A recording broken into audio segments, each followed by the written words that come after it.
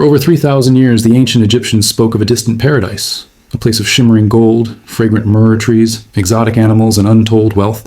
They called it Tenetcher, the land of the gods. To the Egyptians, Punt was not just a trade partner, it was sacred ground.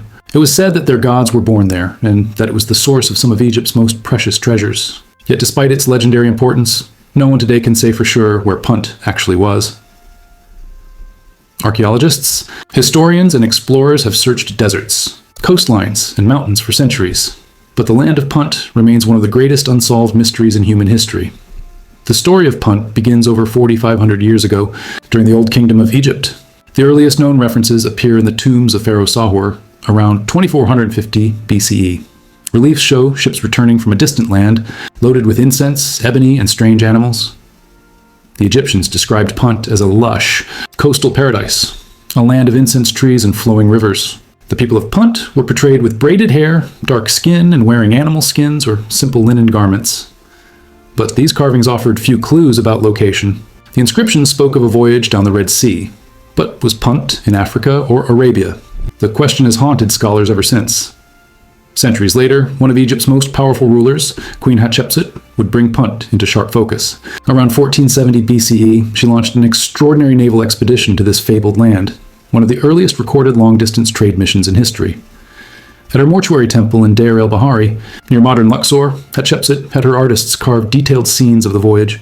These reliefs remain some of the most important archaeological records of ancient exploration. They show 5 large ships sailing down the Red Sea, each crewed by dozens of men, carrying cargo like gold, glass beads, and weapons. Gifts for the king and queen of Punt. When they arrived, they were greeted not with hostility, but celebration. The rulers of Punt, King Parahu and Queen Ati, are shown welcoming the Egyptians warmly. The queen is depicted as obese, perhaps to indicate prosperity or fertility, while her husband is tall and lean. The Egyptians loaded their ships with exotic riches, ebony, ivory, gold, incense, leopard skins, and live baboons. But most importantly, they brought back living myrrh trees, the world's first recorded instance of transplanting foreign flora. Hatshepsut had these trees planted in the gardens of her temple, their fragrance filling the air as a symbol of divine connection. Punt's economy was built on nature's treasures. Egyptians prized myrrh and frankincense as sacred substances, used in temples and embalming rituals. Gold from Punt decorated the tombs of pharaohs, while ivory and ebony adorned their palaces. The animals of Punt were equally fascinating. The Egyptians brought home panthers, monkeys, giraffes, and incense-bearing trees, things not found in Egypt's dry climate. Every shipment from Punt was seen as a divine blessing. Egyptian priests burned incense from Punt to honor the gods, and pharaohs wore gold from Punt as a sign of heavenly favor. For the Egyptians, Punt was not just an economic partner, it was a piece of paradise. The reliefs from Deir el-Bahari give rare glimpses of the Puntite people and their homeland. Their houses were built on stilts, possibly to protect against flooding or wild animals. The land was fertile and green, dotted with palm trees and animals. The people wore bright garments and elaborate jewelry, indicating a wealthy society with a taste for art and culture.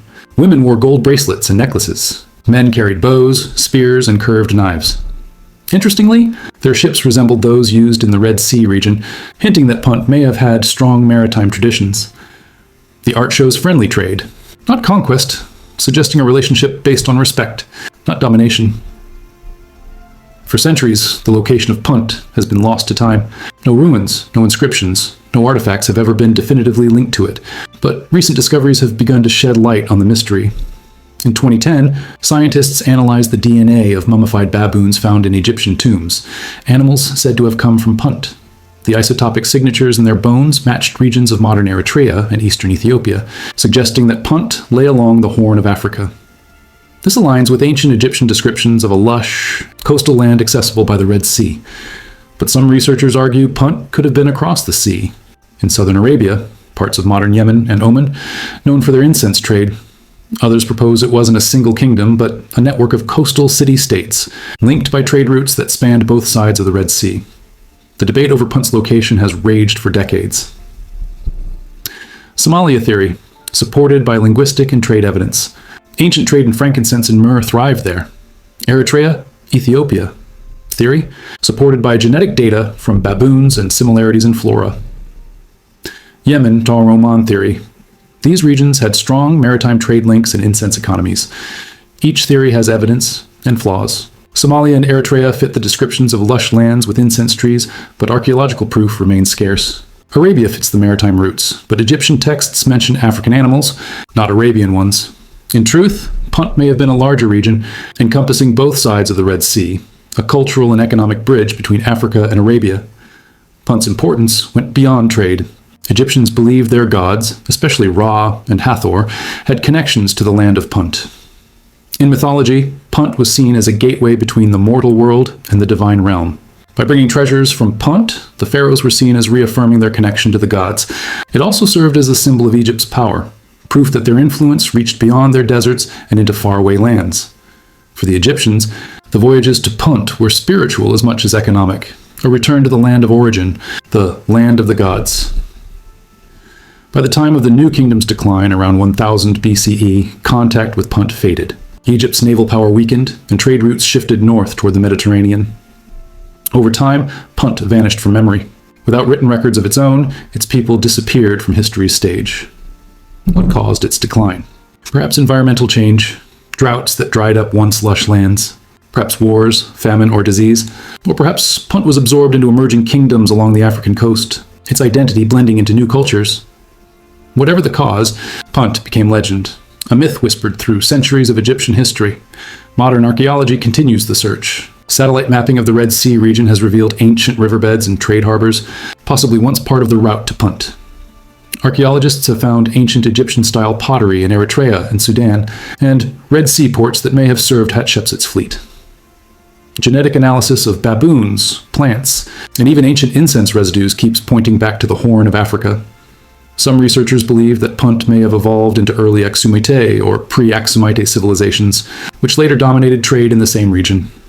Perhaps Punt never truly vanished. Perhaps it simply changed names. The kingdom of Punt stands at the edge of myth and memory, half real, half divine. It reminds us how easily great civilizations can vanish, leaving only whispers in stone.